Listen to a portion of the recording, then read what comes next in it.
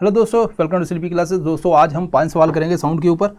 Sound एक ऐसा topic है दोस्तों जो हमारे लिए काफ़ी ज़्यादा इंपॉर्टेंट है, तो इसके ऊपर बात करेंगे। इसके अलावा दोस्तों यूपीएससी सी सेट जो है रिसेंट टाइम के अंदर काफ़ी आपने देखा कि पिछली बार या इस बार यूपीएससी प्री के अंदर जो पहला पेपर जो ठीक था, बट दूसरा पेपर बहुत ज़्यादा डिफिकल्ट था। ऐसा नहीं पहला पेपर मतलब बहुत ही ईजी था या कुछ है, मतलब वो भी डिफिकल्ट था, लेकिन वो जो हम एक्सपेक्ट करते हैं चलो उतना था। लेकिन दूसरा पेपर जो है दोस्तों वो बहुत ज़्यादा मुश्किल था। तो इसीलिए दोस्तों यहाँ पे एक लाइव गेम चेंजिंग सेशन होगा दोस्तों, मास्टर वर्कशॉप है। आप इसको जरूर ज्वाइन करें 8 जुलाई 12 बजे, ठीक है दोस्तों। तो आप इसको ज्वाइन कर सकते हैं ताकि पता चले कि हम अगली बार क्या कर सकें, तो ये आप कर सकते हो। इसके अलावा दोस्तों यहाँ पे पहला क्वेश्चन देखिए। क्वेश्चन ये बोलता है, recently submersible named Titan has gone missing in the deep ocean, consider the following statement regarding the use of sound in detection of missing submersible. यहाँ पे मुझे ये आप बता सकते हो कमेंट करके कि आपने जब ये टॉपिक पढ़ा है ना, तो अब यहाँ पे थोड़ा सा देखते हैं। आपने टॉपिक पढ़ा, आपने क्या पढ़ा होगा कि सबमर्सिबल है, टाइटन के बारे में पढ़ लिया। थोड़ा बहुत आपको किसी ने बता दिया कि ऐसे टाइटैनिक है, उसको हम देखने जाएंगे, कितने लोग बैठते हैं, किस किस पोजीशन के अंदर बैठते हैं, वहाँ पे कैसे रिमोट से चलती है, 350 को आता है। ऐसी बहुत सी जो सोशल मीडिया के ऊपर जो आपको दिखाया गया। बट यूपीएससी चीज़ों को ऐसे नहीं देखता। यूपीएससी ये देखता है कि अगर ये मिसिंग है, ठीक है, तो इसको डिटेक्ट कैसे करें, कैसे पता करें कि ये मिसिंग है। यूपीएससी आपसे पूछेगा वहां पे साउंड का सवाल, ठीक है। अब अगर किसी ने ज़्यादा हिम्मत की होगी तो थोड़ा सा पढ़ाई के बारे में, तो वहाँ पे उसने सबमरीन सबमर्सिबल के बीच में डिफरेंस वहाँ पे पढ़ लिया होगा। लेकिन यहाँ पे डिटेक्शन जो है ये आपने बताना है कमेंट बॉक्स के अंदर, कितनों ने इस तरह से सोचा था कि इसके ऊपर ये क्वेश्चन बन सकता है। तो अब यहाँ पे क्वेश्चन क्या है, पहली स्टेटमेंट क्या है, sound is often more effective means of detection under water as compared to light. Second है, in the underwater environment sound travels farther than light। Third है, sound travel faster in water than in air। Fourth है, sound travel faster than light through water। तो यहाँ पे 4 statement है। चारों statement का purpose क्या है कि आपका जो कंसेप्ट है उसको क्लियर करना, ठीक है। मैं हमेशा बोलता हूँ कि आपको आंसर आए ना आए, बट यहाँ पे कंसेप्चुअल क्लैरिटी मिलनी चाहिए। अब पहली स्टेटमेंट क्या है, साउंड इफेक्टिव मीन्स है, बिकॉज हमने जो है लास्ट क्लास के अंदर भी इसके बारे में पढ़ा था, तो मैं बहुत ज़्यादा उसके डिटेल नहीं पढ़ूंगा कि साउंड क्या होता है, किस तरह से काम करती है, बिकॉज हमने लास्ट क्लास के अंदर सारा साउंड के बारे में पढ़ा। साउंड को मीडियम चाहिए, ठीक है, सॉलिड है, देन लिक्विड है, उसके बाद गैस है। तो अगर हम देखें कि साउंड की स्पीड जो है सॉलिड के अंदर ज़्यादा होती है, उसके लेस देन उससे कम जो है लिक्विड देन गैस।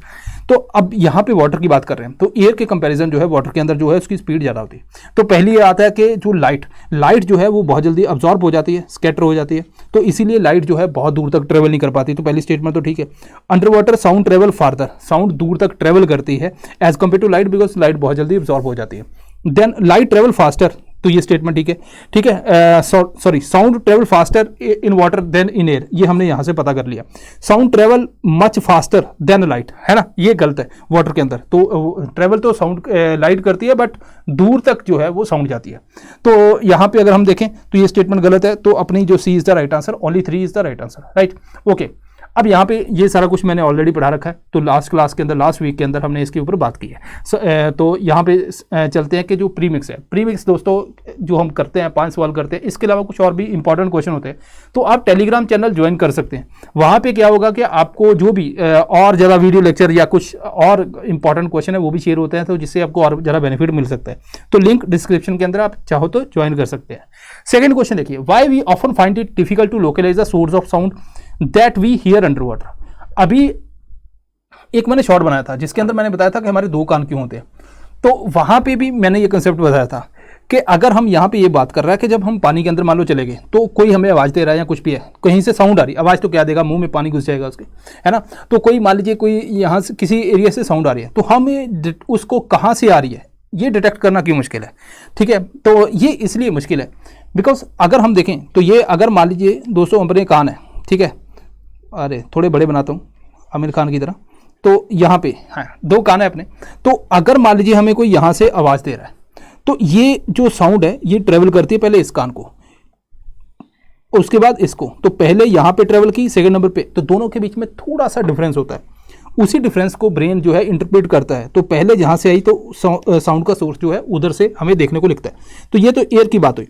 अब बात करते हैं हम लिक्विड की। लिक्विड के अंदर क्या होता है, पानी के अंदर चले गए तो वहाँ पे साउंड की जो स्पीड है वो इंक्रीज कर जाती है, जिसकी वजह से क्या होता है कि जो दोनों कानों के बीच में है ना, मान लीजिए यहाँ पे 1 सेकंड, यहाँ पे दूसरा, हालांकि वैसे हम समझने के लिए, ठीक है, सपोज करो यहाँ पे 10.1 लगा, यहाँ पे 10.2 लगा, लेकिन यहाँ पे स्पीड बहुत तेज होती है, तो एक कान के बाद जो दूसरे कान तक पहुँचने की जो डिफरेंस होता है वो बहुत ही कम हो जाता है, तो ब्रेन सही से इंटरप्रेट नहीं कर पाता कहाँ से वो साउंड आ रही है। दूसरा कि बहुत ज़्यादा अंदर नॉइस भी होती है ना, मतलब वेल ये वो, इनकी भी बहुत ज़्यादा साउंड होती है, कोई शिप है ना, इनकी भी साउंड जो है वो ट्रेवल करती है, जिसकी वजह से हमें डिफिकल्ट भी होता है इसको लोकेट करना। तो यहाँ पे the difference in time interval, time arrival of the sound decreases, है ना, तो ये D is the right answer. Okay, ये सारी बात मैंने बता दी जो ऑलरेडी यहाँ पे भी लिखी हुई है। थर्ड क्वेश्चन देखिए, consider the following statement regarding sound fixing and ranging so far channel seen in news in recent time. So far channel क्या है, मतलब हम यहाँ पे ये बात कर रहे हैं, जैसे मान लीजिए हम 4G 5G की बात करते हैं या थ्रू इंटरनेट की बात करते हैं, किस तरह से ट्रैवल करता है, टावर लगते हैं, ये बहुत सारा। हम यहाँ पे अब क्या बात कर रहे हैं, साउंड जो है, साउंड ओशियन के अंदर किस तरह से ट्रैवल करती है, कौन से, क्या कोई चैनल होता है जहाँ से वो ट्रैवल करती है, चैनल है ना, तो ये सारा कुछ बात हम कर रहे हैं। तो पहली जो स्टेटमेंट है, it is a naturally occurring ocean channel that allow sound to carry greater distance. Second है, it is also known as zone of maximum speed in ocean. Third है, this channel is strong path for communication used by dolphin, whales, submarine, ठीक है। Fourth है, it could be use to monitor global ocean temperature. तो यहाँ पे अगर हम बात करें तो पहला है नेचुरली अकरिंग ओशियन चैनल, तो ये स्टेटमेंट सही है। It is also known as maximum. अब यहाँ पे क्या होगा, आपको यहाँ ये दो स्टेटमेंट देखो, आप कहोगे कि communication used by dolphin, whales, है ना, अगर ये यूज करते हैं तो फिर स्पीड जो है, फिर अगर ये ठीक है तो आप बोलोगे ये भी ठीक है, लेकिन नहीं, ये गलत है। तो सेकंड स्टेटमेंट गलत है। तो अगर हम यहाँ पे देखें कि कितनी स्टेटमेंट जो है यहाँ पे करेक्ट है, तो यहाँ पे ओनली 3, जो C is the right answer. Okay, अब इसका कंसेप्ट देख लेते हैं। अब हम ओशन की जब बात करते हैं ना, ओशन के अंदर बहुत से फैक्टर रहते हैं, पानी के अंदर बेसिकली हम बात कर रहे हैं, वहाँ पे टेम्परेचर है, लिक्विड है, सॉरी टेम्परेचर, लिक्विड तो है ही है, टेम्परेचर, प्रेशर, सैलिनिटी, तो ये सारे फैक्टर अफेक्ट करते हैं साउंड को। अगर हम यहाँ पे सरफेस वाटर की, अगर मैं इस तरह से यहाँ से बनाता हूँ इसको, ठीक है, लेट्स से ये सरफेस वाटर है, ये मॉडरेट वाटर है, मॉडरेट लेवल मतलब डेप्थ की बात करूँ, ये नियर बॉटम है, ठीक है। ओके, तो अब ये वाले जो है यहाँ पे क्या है, सरफेस वाटर, ऊपर वाला एरिया, यहाँ पे जो है मिड, और उसके बाद जो है हम डेप्थ की बात करते हैं। यहाँ पे जो है प्रेशर जो है वो लो होता है, ऊपर सरफेस पे लो होगा, ठीक है। देन टेम्परेचर हाई होता है। अगर आपने ज्योग्राफी पढ़ी है तो आपको पता है ऊपर जो है प्रेशर, जो टेम्परेचर हाई होता है, धीरे धीरे हम नीचे जाएं तो फिर टेम्परेचर लो होता है, देन वहाँ पे ऑलमोस्ट मेंटेन रहता है, उससे नीचे एरिया के अंदर लेयर्स होती हैं जो ओशियन के अंदर, पानी वाटर बॉडी के अंदर आपने ये पढ़ी होंगी। तो यहाँ पे टेम्परेचर हाई है, तो टेम्परेचर हाई की वजह से जो है स्पीड ऑफ साउंड इंक्रीज करती है। तो यहाँ पे प्रेशर तो लो है, टेम्परेचर हाई है, तो डोमिनेटिंग फैक्टर जो होता है वो टेम्परेचर होता है, जिसकी वजह से जो है स्पीड ऑफ साउंड जो है बढ़ जाती है। उसके बाद बॉटम के अंदर जाएं तो प्रेशर यहाँ पे बहुत हाई होता है, जितना नीचे जाएं, ये आपने सुना भी होगा, तो उतना ही प्रेशर बढ़ता है। टेम्परेचर लो है, और दोनों में से डोमिनेट करता है प्रेशर, जिसकी वजह से साउंड स्पीड ऑफ साउंड जो है वो इंक्रीज करती है। पानी के अंदर अलग से बिहेव करती हैं, ये आप ध्यान रखना, ठीक है।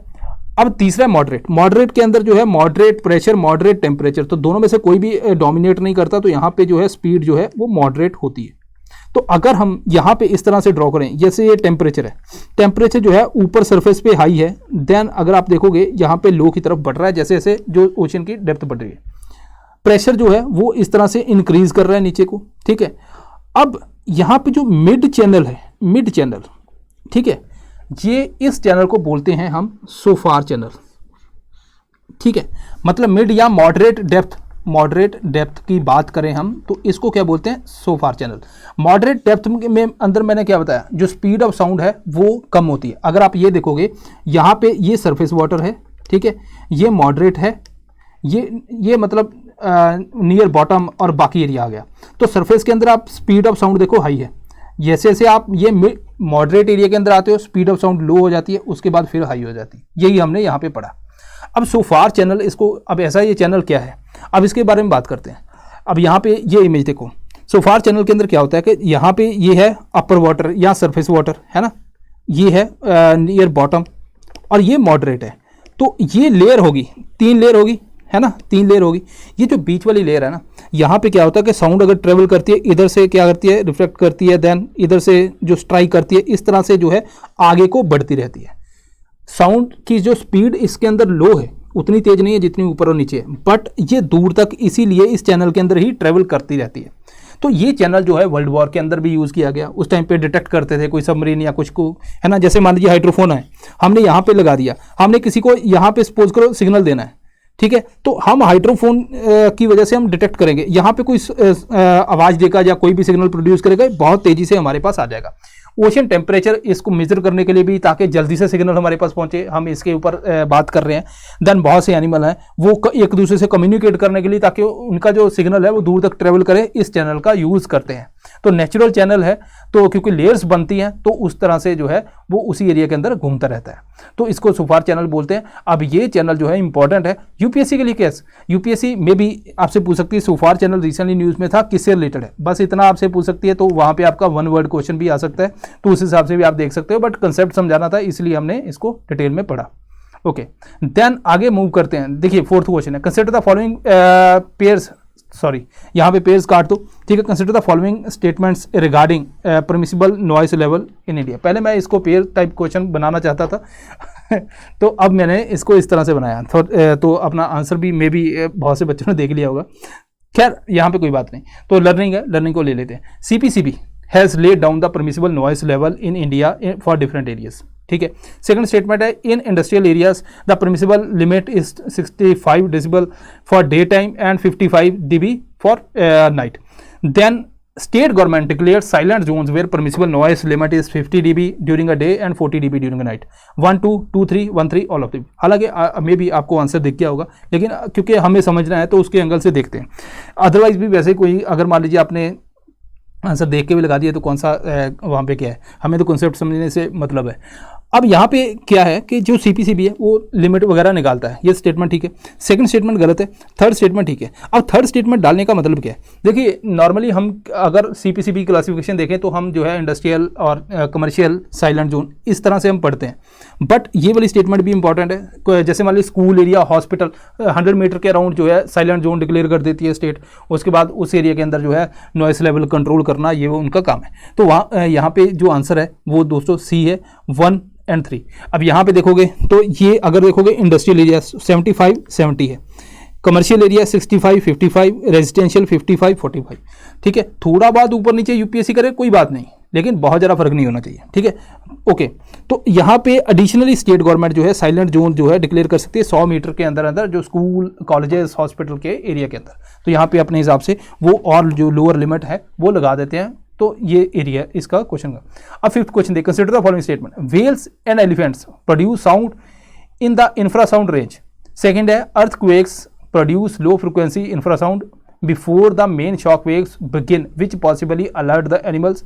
थर्ड है, ultrasound is produce by animals such as dolphin, bats, porpoises. अब कौन सी जो है स्टेटमेंट सही है, ओनली 1, ओनली 2, ऑल 3, नन। तो इसको आप अटेम्प्ट कर सकते हैं 5th क्वेश्चन को, कि यहाँ पे क्या है, ये जो टॉपिक है ना, ये वाला जो एरिया है इसको हमने जो लास्ट क्लास के अंदर पढ़ा था तो वहाँ पे भी मैंने डिटेल में इसको बताया था। तो यहाँ पे जो सारी स्टेटमेंट सही हैं तो C is the right answer. अगर आप यहाँ पे देखोगे रेंज ऑफ हियरिंग, ठीक है, तो यहाँ पे अपनी ऑडिबल कितनी है, उससे नीचे है इंफ्रासाउंड है, उससे ऊपर अल्ट्रासाउंड है। अब इनकी एप्लीकेशंस ये भी हमने डिस्कस की थी, क्या क्या एप्लीकेशंस है। और ये वाला जो पोर्शन, ये पोर्शन दोस्तों NCERT के अंदर दिया हुआ, तो ऐसा ना हो कि आप इसको छोड़ जाएं, ठीक है। तो NCERT के अंदर भी ये लिखा हुआ है, तो आपको ये ध्यान रखना है। ये थोड़ा सा मैंने ऐड ऑन किया था, RP का कौन कौन से हैं जो इंफ्रासाउंड वगैरह रिलीज़ करते हैं, देन अल्ट्रासाउंड जो है उसकी एप्लीकेशन क्या है, ये सब कुछ हमने वहाँ पे पढ़ा था। तो आपको उस लेक्चर को जरूर देखना है, और इसके साथ ये 5 क्वेश्चन तो बहुत ही अच्छे से हमारे प्रिपेयर हो जाएंगे, तो हमारी प्रिपरेशन भी हो जाएगी। आई होप कि आपने कुछ ना कुछ आज सही तरह से सीखा होगा कि कोई अगर करंट के अंदर न्यूज़ है तो उसको किस तरह से देखना है, किस तरह से उसके बारे में जो चीज़ें ढूंढनी है, ताकि आपको भी हेल्प मिल सके। आप फ्यूचर के अंदर कोई टॉपिक पढ़ते हो तो उसका कुछ ना कुछ, बहुत ज़्यादा जो फेमस होता है, याद रखना, जो बहुत ज़्यादा फेमस होता है यूपीएससी ज़्यादातर क्या करती है, ऊपर से नहीं पूछती। अगर ऊपर से पूछेगी सभी उसका आंसर देंगे तो यूपीएससी के अंदर फिर 99 क्वेश्चन बचे। यूपीएससी उसको इस तरीके से पूछती है कि हमें लगता है यार ये न्यूज़ में था, मैं पढ़ देता, लेकिन अभी नहीं समझ आएगा क्योंकि उसको किस तरह से पढ़ना था, ये आपको ध्यान देना है। So this is all. So I hope आपने एंजॉय किया होगा। मिलते हैं नेक्स्ट टाइम। Thank you.